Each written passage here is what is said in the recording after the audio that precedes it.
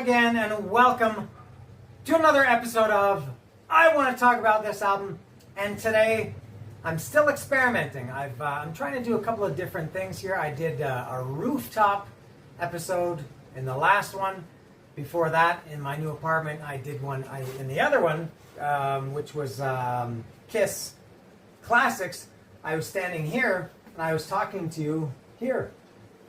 I'm changing the angle here today. I couldn't go on the roof today. There's too much stuff going on, too many props. It's probably going to be a long episode, so probably not appropriate for the roof today.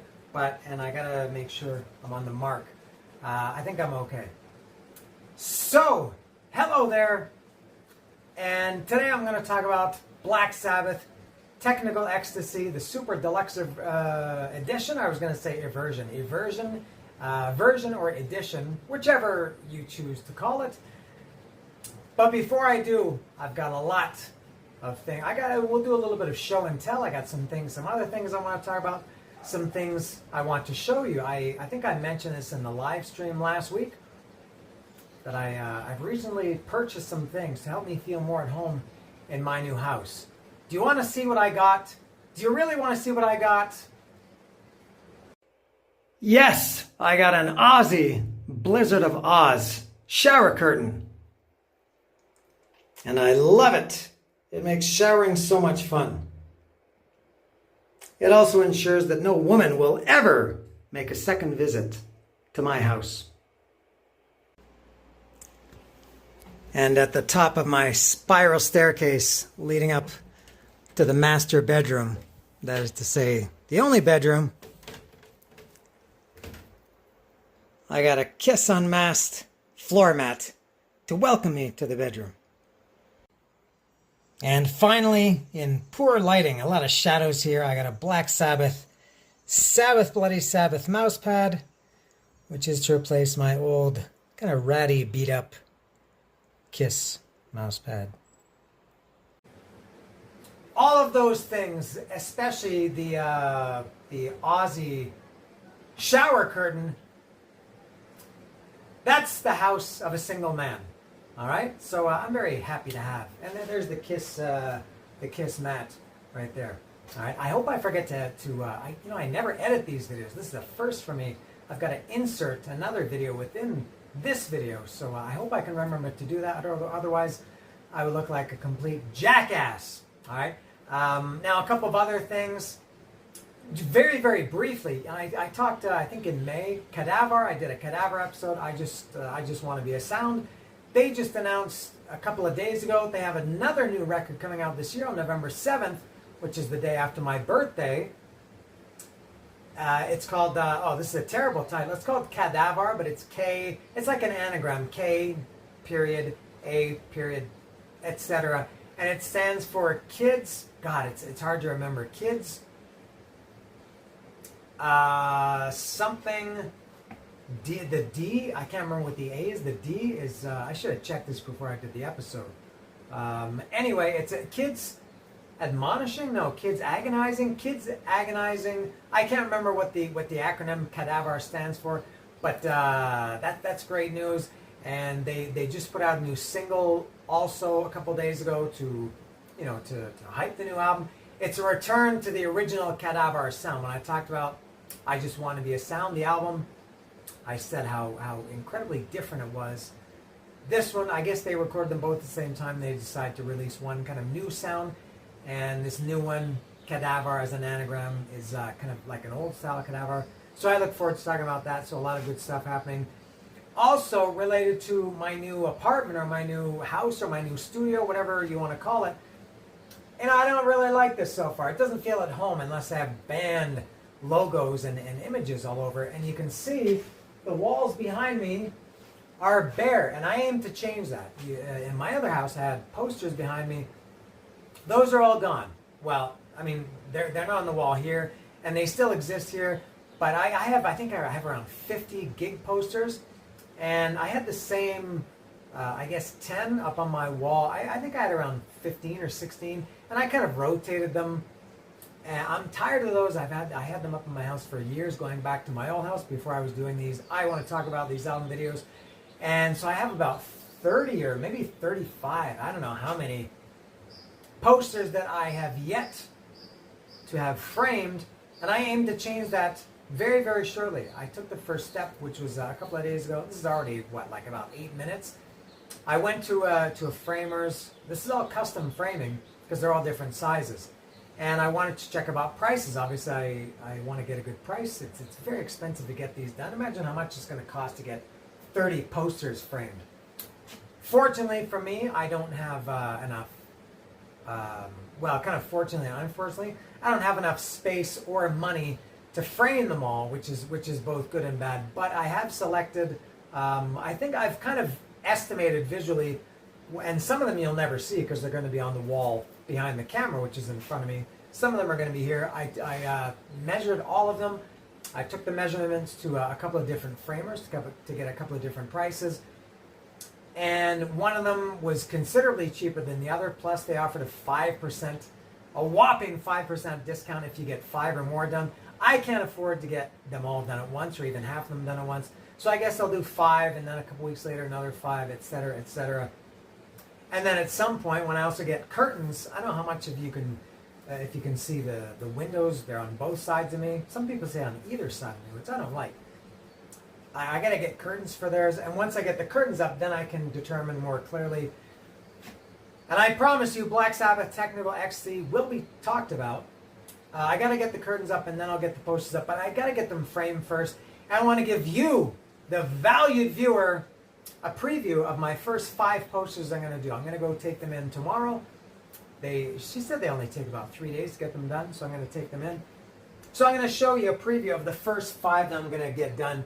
The reason I chose these 5, it doesn't really matter the order in which I get them framed because they're not going to be hung, until they're all up, so it doesn't really matter. But just mentally, the 5 that I'm choosing to get first, at least 4 of them were the ones. One of them is one I know where it's going to go. It's going to go downstairs. You will never see it other than this video. You won't ever see it framed. And then there are 4 other ones that I just really, really want to get them framed, and because I really like the posters. All right, so in random order, here's one. This is Billy Joel. I saw Billy Joel, as you can see, at Photosol in Mexico City. This was on March 6, 2020. About a week later, everything shut down because of the pandemic. I think not even a week later. I think the concert was on a Friday, and I think it was the following Tuesday that the world changed. And I don't even like Billy Joel all that much, but I went to this concert because I do realize Billy Joel's status in the music industry. I thought the guy's a legend. He's playing at this big stadium in Mexico City, and I wanted to go. And I like the poster. The poster's, it's cool, but the thing that I love about the poster and what I really value is that I had no idea that Billy Joel did gig posters, or that there was going to be a gig poster for this show. So I was very, very surprised and happy to get this poster. And so I'm going to get that framed. And these were a very limited edition. I don't know if it was, so there were 160 printed. I got number 18 out of 160. Very cool poster. I like it. I don't know where it's going to go, but it will be framed and hung at some point. The next one of my favorites. My God, I love this. Look at this. Let me tell you about this. This is the Rolling Stones played 2 nights here. You can excuse me, see here. This is the second show. All right, which I went to of the 2 shows they played. March 17, 2016. And this is Ronnie Wood. I can never remember if his name is Wood or Woods, but in any case, Ronnie from the Rolling Stones, guitarist, he hand paints these set lists for some shows. I don't know why he does some and not all, and I don't know how he chooses which ones. I should just do this as a separate video and do Black Sabbath separately, but I promise you it is coming. And he hand paints the set list, and then they sell them as these very nice lithographs. And I love it. I got this. This was months and months, maybe a year after. No, maybe 2 years after the show. This is one of my favorite posters, and he does everything. All the set list and that drawing the Mexican flag and everything. That's all his work. I love this. Love it. Love it. Love it. So that's going to be one of my first ones. And kind of a funny story about this one, as I put it down. I ordered that directly from his website, and I can kind of see myself. I have a mirror behind the camera, so I can kind of see myself. Yeah, I'm good here. I ordered this from his website. I think that's the only place you can get it. They're not sold at the shows. And I ordered it, I don't know when. It took months and months, and it didn't come. And I emailed them, and I said, hey, I didn't get the poster. Can you refund me? And I think at that point I was just thought, I'm never going to get it. Just refund me. And they said, well, we'll send you another one. I thought, okay, well, that's not going to get here either. And then, I don't know if it was a month or 2 months later, one came in the mail. It was the second one. And then 3 months after that, which was like 6 months or more after I ordered it, the original one came. So I had two, and I can't find the other one. I don't know where the second one is. I don't know if at some point I gave it away or sold it. I don't think I did. But I looked everywhere, and I can't sell it. I mean, I can't find it. I don't think, I'm sure I didn't sell it. I don't know if I gave it away or something. In any case, I love it. Another one, I did show this a couple of months ago when I got it. I saw Paul McCartney at the same stadium where, these were actually, now that I think of it, these were all three at the same stadium. Paul McCartney, Rolling Stones, and Billy Joel, they were all at the same stadium. This was not sold at the show, but I did get it directly from the artist a couple of months after the show. And I guess, yeah, I love it. I love the colors. It's not my absolute favorite poster, but just, it was a little bit of work to get it. And I also, kind of like Paul McCartney, like Billy Joel, I wasn't expecting to get it. So I like that. The other one, or another one, is this. I don't think I've ever shown this. This is a very basic, I think I got this when Gene Simmons, his solo band, played here in Mexico City in 2017.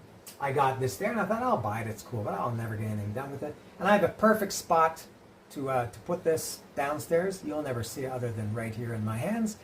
It's a little bit different. Most of my posters are portrait or vertical. This one is horizontal. There's a great spot for it, so I'm going to get this frame too. I love this poster, even though it's just a cheap, this is probably like $4 or $5 or something. I have a good spot for that. And then the last of the five, of the first five, oh my God, I love this poster so much. This is from my friend, and I hope he's watching, Brian Jones, Bone Jones.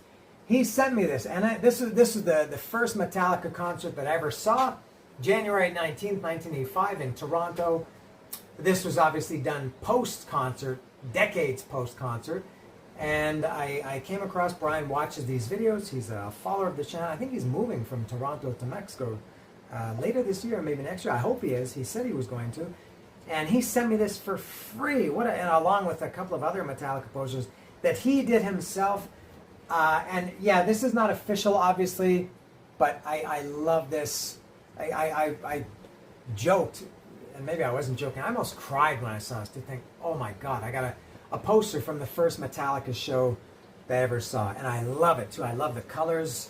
I love the design. It's got the CN Tower here, the Toronto skyline. I love it. So those are the first 5 posters that I'm going to get printed. When they will get hung, I do not know. Let me put these down somewhere safe where they're not going to fall. All right. I think they're okay there. So, am I okay here? Yeah, I think I'm good here.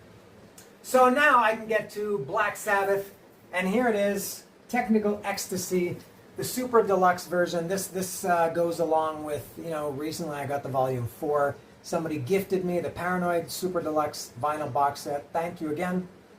Which then opened the door for me to get other ones. I could justify Volume 4 because it is my second favorite Black Sabbath album. And there's some really cool, the bonus material on the Volume 4 box set is, I think, much better than the bonus stuff on the Paranoid Super Deluxe vinyl box set. I justified this by saying, well, first of all, I don't have to justify it. I just thought, I can't have, they have 4 or 5 of these Super Deluxe editions. They had Paranoid Volume 4, Technical Ecstasy, Sabotage, and there's one for Live Evil too. Live Evil I don't care about. For me that was separate. Sabotage, I'm a little, I don't know, I'm on the fence about that. It's expensive. It's $100 or $105 US or something like that. And to be honest, on the one hand, it's not that great. It's just the original album plus a 3-disc live album, which but I do love the book part of it. and the poster and all that. And it's got a 7-inch Japanese single too. But also I think, man, I can't have 3 of the 4 that I want. So I mean, at least of the great classic Black Sabbath albums. So maybe I will do Sabotage in the future. But for now, I'm going to use my money towards getting these posters framed. All right. So Technical Ecstasy. When I bought all those Black Sabbath records, the classic Black Sabbath records over the last couple of years, it took me to buy them and talk about these, and I want to talk about these album episodes. I stopped at Sabotage because that was where I kind of stopped having interest in Black Sabbath. I never liked Technical Ecstasy. Let me make sure this is safe here. Never liked Technical Ecstasy. Never Say Die. I still don't have that either. For me, up to Sabotage was all I needed. But, you know, then when Ozzy died on January 22nd, and prior to that, 17 days earlier on July, did I say January? July 22nd, Ozzy died. And, you know, they had the End of the Beginning concert on July 5th. Obviously, I'm in big time Ozzy mode. And I thought, oh man, I gotta get Technical Ecstasy. And I thought, oh, what's the point in buying just the album if I can buy the Super Deluxe album? So that's what I did. And it was the same price. They're fair prices, I guess, considering that they're 5 records. And amazing. The books are awesome. The books are incredible. The packaging is great. You know, and it's, yeah, they're, as I said, around $100-$105. So I thought I'd rather spend $100 or $105 to get the deluxe edition rather than $30 or $35 to get the regular edition. So that's what I did. Now I won't open it yet. I'll talk about the record briefly, just my overall opinion of it, and then I'll open it and then I'll go through it track by track. I never liked this record. As I said, for me, Black Sabbath, the classic Black Sabbath ended with Sabotage. And I did have Technical Ecstasy and Never Say Die on CD, but I wasn't really interested in buying them on records. It was just a weird, to me, these 2 albums, Technical Ecstasy and Never Say Die, those are like after the first 6 classic Kiss albums, the debut, the self-titled debut, Hotter Than Hell, Dressed to Kill, Rock and Roll, Destroyer, Rock and Roll Over, Love Gun, and then, not counting the solo albums, then you had Dynasty and Unmasked. Well, those 2, Dynasty and Unmasked, to me, Black Sabbath, Technical Ecstasy, and Never Say Die, they were clearly, you had the great 6 first, and then you had a real drop in the next 2. And Van Halen, too, the first 6 Van Halen records from the debut up to 1984. And I did a video about that, I think maybe 2 years ago, comparing the first 6 Black Sabbath, the first 6 Kiss, and the first 6 Van Halen, talking about those, how many parallels there are. So I just wasn't interested in Technical Ecstasy. And another reason that I kind of, that I did decide to buy it, or that motivated or inspired me to buy it, I talked about this the day that Ozzy died on July 22nd. I did a video. I was listening to Technical Ecstasy. I was in big Black Sabbath mode then, because that was only 17 days after the end, or what do they call it? The Back to the Beginning concert. And so I was really in Black Sabbath mode. And I thought, I gotta maybe have a different attitude towards Technical Ecstasy.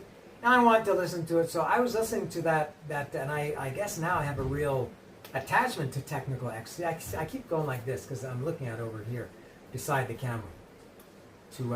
That's to my right, I guess to your left. And I mentioned this then when I got a message from my friend Kevin Montavon telling me that Ozzy died. As I was listening to Technical Ecstasy, I think what happened was, I think it had just finished. I heard the notification, or got the vibration or something, that I had a message during the last song, which is Dirty Women, and but then I only checked it once the song ended. I saw he had told me that Ozzy died, so I said, I can't believe it. I just, minutes ago, maybe seconds ago, finished listening to Technical Ecstasy. So I also that kind of prompted me to buy it, or to have more interest in it. And you know what? I don't know if it's because Ozzy died. Obviously, it's something to do with that. I will never say, I can't imagine that I will ever like this, better than any of those first 6 albums. The debut album, self-titled, Black Sabbath in 1970. February 13th, 1970, I believe that album came out. Until Sabotage. I won't like Technical Ecstasy better than any of those at any point I can imagine. But I have to say, I like it, maybe just a different mindset now. I like it much better than I thought I did. Never Say Die, maybe I'll talk about that at some point. I don't have it. If they release a super deluxe edition of it, maybe I will buy it. But yeah, I can't say that I love Technical Ecstasy, but I at least like it now, and I have a new appreciation for it. It's still kind of a weird sounding Black Sabbath album. It doesn't have that kind of doomy, except maybe for one song, which I'll talk about. It doesn't have that, the classic Black Sabbath sound. It does have a lot of odd things about it. Although Sabbath Bloody Sabbath, 2 albums prior to it, it had some, kind of experimental things too. But I think I finally get Technical Ecstasy. All right, and I'll talk more. I'll talk more about that when I go through track by track. I don't know when that'll be, but it'll be at some point in this video.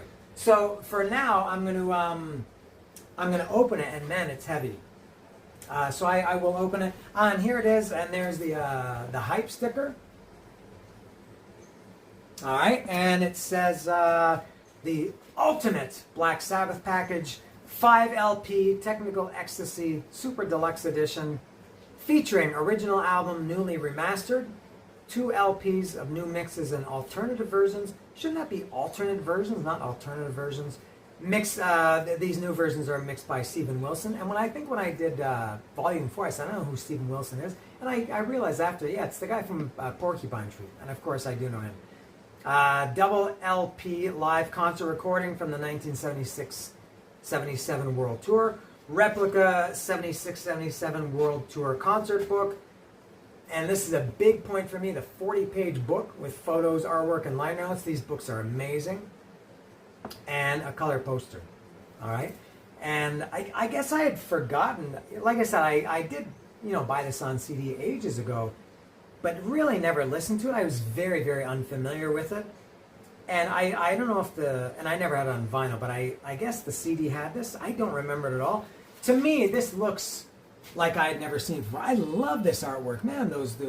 These kind of abstractions or I don't know, robotic images, kind of the 4 members of Black Sabbath. I love it. This is amazing artwork or packaging. I think it's very, very cool. I guess that's it's like the other 2, Volume 4 and Paranoid. I guess this is like a slip. I don't know what they call this. A slip, a sheet of paper that comes separate. It's not the actual back of the box. All right. So I will open it now, and maybe my appreciation for Technical Ecstasy will get more. As I said, it's definitely more now than it was a couple of weeks ago or a month ago. I think that's open enough. I think I can get it open like a caveman. Just going like this. Yeah. All right. So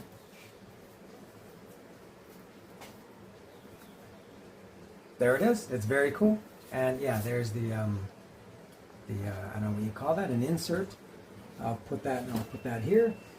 And there's the box. There's the actual printed box. It's the same thing. And these are hard to open. They have this vacuum effect that when you try to lift the lid, it kind of sucks it down. So let me put this here to make my life a little bit easier. All right. And sorry to give my back to you or my side to you. All right, so here's the book. And oh man, these are amazing books. These are just incredible. I love them. I'll just go through it a little bit here. Each one has the same. Look at these. These are amazing. I love those pictures. I swear they look new. You would think I would have seen them at some point in all these decades, but they look new to me, and I really, really, really like them a lot.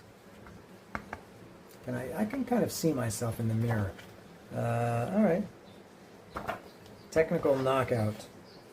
It's a lot of they are a lot of press clippings. A lot of, quotes, promotional material, ads, stuff like that. These are awesome books, very cool books. I have to have the Sabotage one. Oh, look at this. This is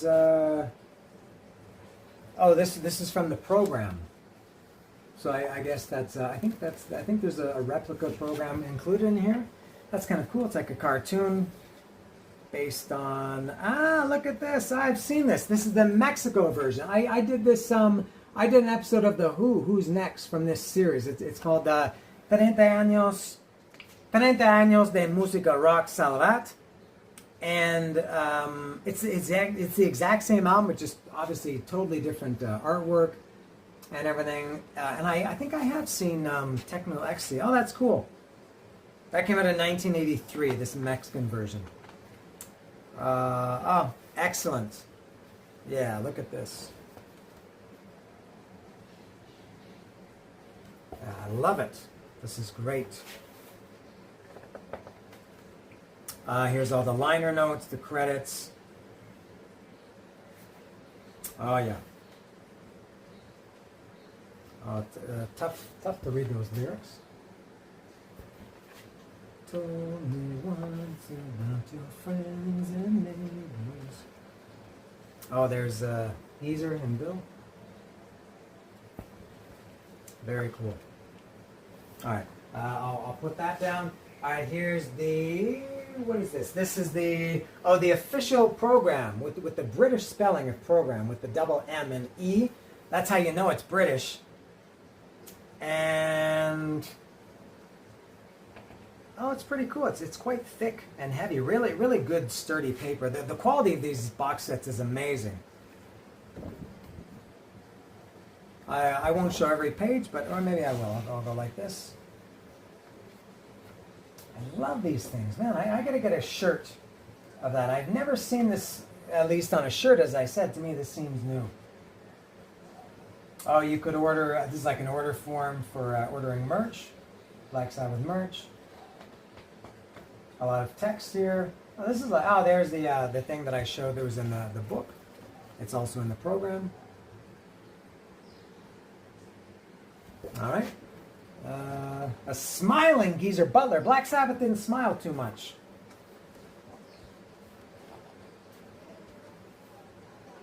All right, cool. It's got all of the gear that they use. All right, pretty cool. And this is more of this this cool artwork. There's the poster. This is a full size. I guess 2 foot by 3 foot if you're not into metric poster. Look at that. That's very cool. Yeah. Da-na-na-na-na, da-na. Yeah. The thrill of it all. And now the records. All right, let's see. So I'll take all these at once. So here's the actual record. So this is my first time having the vinyl. And what's inside? Probably nothing. Oh, okay. I'll put that there. So this is there's the front. There's the back. There's the actual record.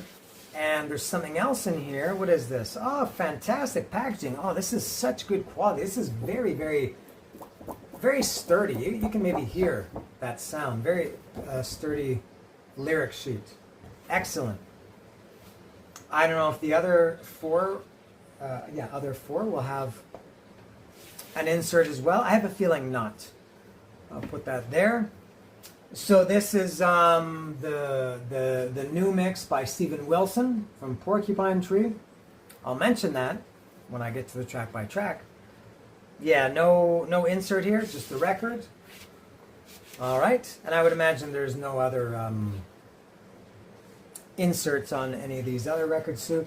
This is, as you can see, outtakes and alternative, or I'd say alternate versions. Backstreet Kids, Backstreet Kids, You Won't Change Me, Gypsy, All Moving Parts Stand Still, Rock and Roll Doctor, She's Gone, which is an outtake, Dirty Women, and She's Gone, which is an instrumental mix. I guess the other ones are Yeah, as I said, alternative mixes. I don't know. Oh, remixed by Stephen Wilson. Yes.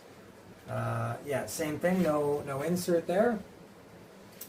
And now this one. This is a double album. And there it is. This is from the Technical Ecstasy Live World Tour 76, 77. Symptom of the Universe, War Pigs, Gypsy, Black Sabbath, All Moving Parts, parentheses, Stand Still, Dirty Women, Drum Solo, Guitar Solo, Electric Funeral, Snowblind, Children of the Grave. So there were, three Technical Ecstasy songs played on the Technical Ecstasy tour, at least represented on this album, which are Gypsy, All Moving Parts, Stand Still, and Dirty Women. I always show you the gatefold first. Oh, look at that! I can't get enough of that. I love it. I gotta go get that on a shirt. Yeah, no insert. All right, that's it, and that is all. The box is empty. All right, so I'll go through this track by track now. I'll put these here so they're a little bit safer. All right. And I had to take notes because, as I said, I'm not that familiar with it. Let me see. There we go. All right. I'm not familiar enough with Technical Ecstasy to do it on my own. I need training wheels. These are my training wheels. All right. So the first song is Backstreet Kids. You know, this song, and there's another one which you can probably guess when I make my point here. I think part of the reason why I didn't like this record is when I was, I guess, maybe it started when I was 14, maybe 15 or 16. I really had a really strong aversion to anything with rock and roll. Anything, I've mentioned this before about blues, when song titles have blues in them, you know, the word blues. Regardless of how the music is, there's just something about it that I don't like, that I bristle at. I think it's the same, or it was the same with songs with rock and roll in the song titles of the lyrics.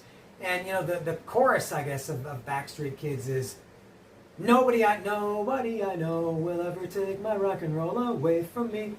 And I apologize for the singing, but that always just kind of, I thought Black Sabbath singing about, you know, to me that didn't seem like I want to hear Black Sabbath talking about the Hand of Doom and War Pigs and Into the Void and you know, really killing yourself to live and Spiral Architect, whatever that is. I don't want to hear Nobody I Know Will Ever Take My Rock and Roll Away from Me. And that, I don't think it was just that. I think I just didn't really like the song. Backstreet Kids, I do like it now. I appreciate it more now. And something that I didn't notice, and I'll point out too, when I listened to this album twice, when I listened to it a couple weeks ago or a month ago when Ozzy died, I just listened to the original album. I think at that point, the one that I've had on my phone for years is a remaster, I think maybe 2009 remaster. So I thought when I listened to it, you know, to prepare for this episode, I thought I want to listen to the new mixes. And now, unfortunately, I'm not familiar enough with the original mix to, you know, to really notice too much difference, with one exception. But I don't know, to me, man, these the Stephen Wilson mix, I listened to that about a week ago. And then today, twice. No, today, yeah, I listened to the Stephen Wilson mix about a week or a week and a half ago after I downloaded this. And then I listened to, when I went out for a walk today, I listened to, this version has a new remaster, I think from 2021, I think. And then when I listened to it to take these notes, I listened again to the Stephen Wilson mix. Maybe that's part of the reason. Maybe it's mental too. But I thought these new mixes, both the Stephen Wilson mix, maybe especially the Stephen Wilson mix, and the remaster that's from 2021, I did listen to them back to back. Like I would listen to the first 10 seconds of, you know, the original 2009 remaster of Backstreet Kids, and then listen to the first 10 seconds of the new one, and then the first 10 seconds of the Stephen Wilson remix. And I did that for all the songs, and I can hear a difference. I don't know if I can say which one I prefer, but I think the original album, the remaster from I think 2009, it sounds quite thin. I think these new, the Stephen Wilson mix and the new remaster, they just sound a little bit beefier, a little bit heavier, not heavier,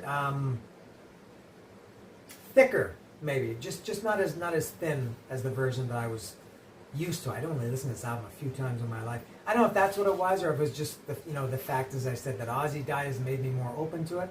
But I thought, okay, that's pretty good. But something that I had never noticed in all the decades, in the only few times I had listened to this record, and I've never heard not one person talk about this, the opening riff of Backstreet Kids, that kind of chugging, and it is kind of a Black Sabbath riff, really, really, for me, and I don't know why I never noticed this before, very reminiscent of Achilles' Last Stand. Is it Achilles or Achilles? That song by Led Zeppelin. Achilles, we'll call it. Achilles' Last Stand by Led Zeppelin. That opening and that main riff that is driving the song totally reminds me, Backstreet Kids reminds me of Achilles' Last Stand by Led Zeppelin. And there's a great, and I'll mention this in a couple of other songs too. There's a really nice, very melodic, cool bridge that leads up to the solo between, I guess, the last "Nobody I Know Will Ever Take My Rock and Roll Away From Me," the last chorus and the guitar solo. There's a great bridge there, very cool. And to me, it sounds like not any one particular song, but it doesn't sound like it. Reminded me of something that you would hear on, one of the first two Ozzy solo albums, Blizzard of Oz, which I hope I remember to insert that bit into this video, or Diary of a Madman. Like I said, nothing particular, nothing specific, but I just thought, oh, this sounds like something that I would have heard on Blizzard of Oz or Diary of a Madman. And I was talking to my good friend Kevin Montalban, he who told me about Ozzy dying. I mentioned this and a couple of other things about it, and he said, yeah, and he loves Technical Ecstasy. Black Sabbath is his favorite band. He said the same thing. He said, yeah, there's some Technical Ecstasy has always reminded him of, or it makes him think of, those were kind of like a precursor to Ozzy's first two solo albums. All right. Next is number 2, You Won't Change Me. This is much better than I remember, and closer to being like a, I guess, classic Black Sabbath than I remember. It's maybe the only song that's kind of a bit doomy. It's got those, the keyboards and maybe the guitar too, a little bit doomy. I really like You Won't Change Me. Much better than I remember. Next is It's All Right. Here's another reference to my friend Kevin Montalban. Somehow this came up before the Back to the Beginning concert on July 5th. Guns N' Roses, I think the day before, or a couple of days before, they sound checked It's All Right. And I mentioned that to Kevin. He said, yeah, I remember they used to do that live. And I said, oh man, I totally forgot about that. Didn't really care because, as I said, I didn't really like this album. But that kind of opened me up, I think, also to, embracing It's All Right. Man, I love that song now. It's a great song. Very, very catchy. And I think also I have another kind of aversion to band members. There are some exceptions, of course. Band members, other than the principal singer, singing songs, whether it's Stone Gossard from Pearl Jam singing Mankind on No Code, and he sang Don't Give Me No Lip, and Uli John Roth from Scorpions sings a couple of songs. I don't dislike it, but it kind of throws me off a little bit. And I guess, all the years I've heard this a few times, I thought, Bill Ward singing, I don't really care. I love this song. Told you once about your friends and neighbors, I think is the melody. And again, I apologize for the singing. I think It's All Right is an amazing song. So thank you again to Kevin for kind of reminding me about that. And of course, Guns N' Roses or Axl did that, just like a minute of it, at the Back to the Beginning concert.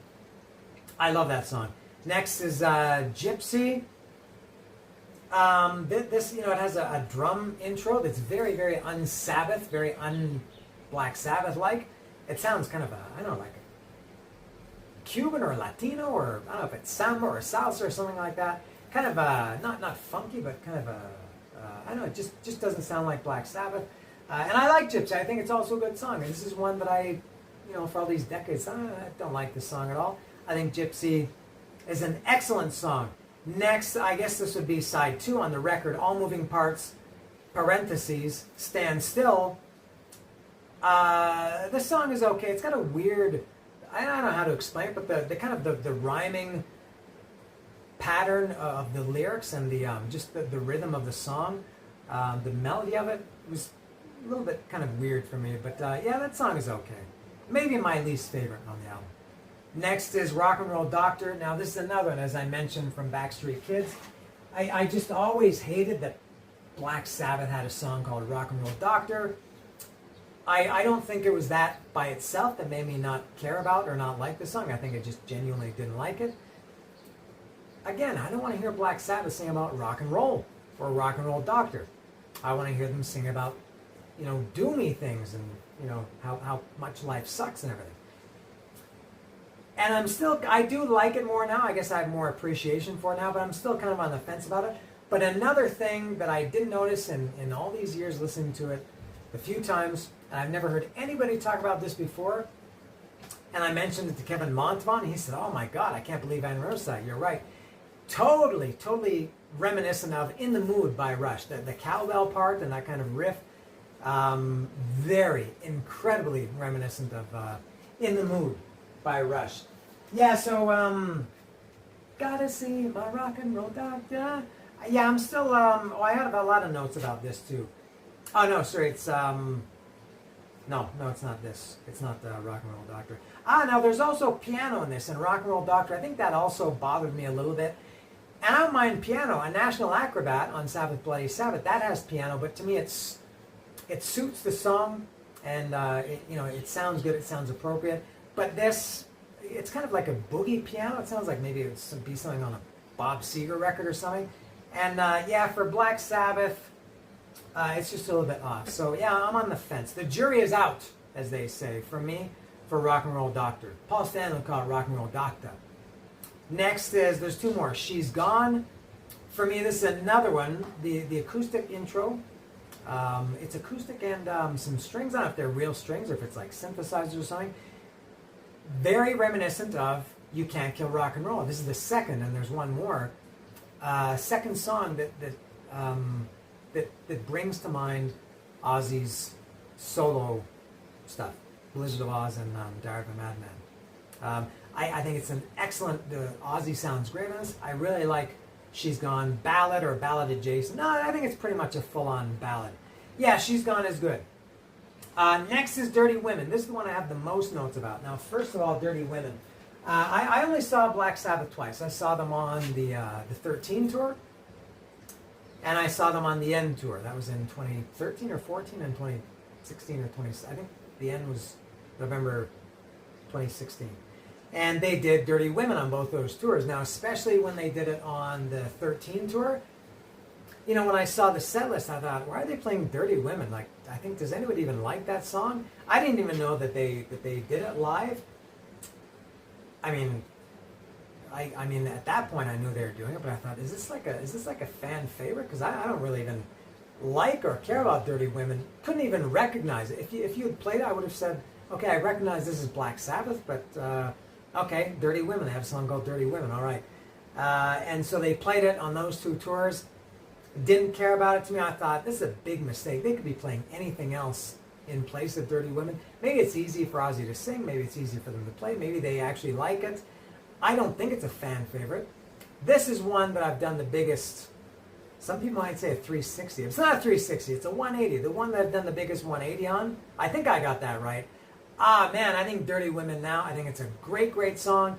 It's maybe, along with, what was the second song? Oh, You Won't Change Me? You won't change me or you can't change me? You won't change me. Maybe the two songs that sound most like what you expect from Black Sabbath. Riff driven. There's not really a lot of riffs, at least not Black Sabbath style riffs on this album. But Dirty Women, it does have that kind of dark, doomy feel to it musically, and lyrically it's a little bit weird. Hearing Black Sabbath sing about women of the night, it's a little bit strange. Black Sabbath is not a sex, drugs, and rock and roll band, as evidenced by what I've said prior in this video. Yeah, so lyrically it's a little bit strange, but musically I think Dirty Women is a great song, and overall I do like it. Now, I have some notes about this song. The riff during the solo section, kind of the chorus, is, to me, and I've never heard anybody talk about this, nobody really talks about technical ecstasy. It brought to mind NIB from the first album.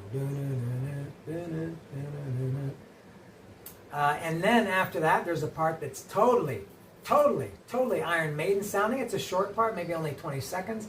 And I know this album came out in 1976, and Iron Maiden wasn't even a band there. Their first album didn't come out in 1980. I'm not saying that Black Sabbath stole from Iron Maiden, but the sound, this one small short section in Dirty Women, really, it sounded like Iron Maiden before Iron Maiden existed. And then that is followed by, totally followed by, for the third time, you know, and I Don't Know, the first song from Blizzard of Oz, is one of my favorite, possibly my favorite Ozzy solo song. And you know, it's got that great, you know, that middle section, the bridge. And I've talked about this before, how great Ozzy or Black Sabbath bridges were.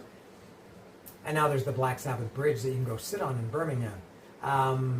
It's not how you play. It's not how you play the game. It's if you win or lose. There's part of Dirty Women that totally sounds like that bridge of I Don't Know. And I've never heard anybody talk about this. I'm not saying that I'm the first person to make this connection, but like I said, it's not an album that people talk about. So maybe everybody knows that, but I just haven't heard people say that. And then also during that section, there's the Dirty Women, the backing vocals, which are much more prevalent on, especially on the Steven Wilson remix, a little bit less so on the new remaster, and definitely less so. I don't even know if I noticed them on the original album or the whatever 2009 remaster that I have. But I really like that Dirty Women. And then on the Steven Wilson remix, he tags those on kind of as a coda after Dirty Women ends. He's got the isolated vocals, backing vocals, Dirty Women, just repeating for, I don't know, maybe 10 or 12, 13 seconds or something. I love that. I think that's a great addition. Thank you, Steven Wilson. And that's it. Yeah, that's all I have to say about Dirty Women. And all I have to say about Technical Ecstasy. All right? So, that's all. Yeah, this is a long one. I can see this time. Does that say, am I at 60 minutes already? I can't tell. It's in the mirror. There's a mirror behind the camera. This was a long one. As I said, I had a lot to talk about. No way I could have done on the roof. I would have been dying up there in the sun and the heat and my heavy metal black clothing. I would have melted into a puddle on my roof and then subsequently leaked into my own house. So maybe I'll do, I'm sure I will do rooftop episodes again. Maybe especially until I get some of these posters hung up and it looks more suitable to my style. All right? That is it. Thank you. Thank you for watching. Should I get Sabotage? I know you're all going to say yes, but yeah, I feel like I have to. I can't have 3 of the 4 deluxe editions and not have Sabotage. I would feel queer having it incomplete like that. All right? So, that is all for Black Sabbath, which I'm warming up to. This is Technical Ecstasy.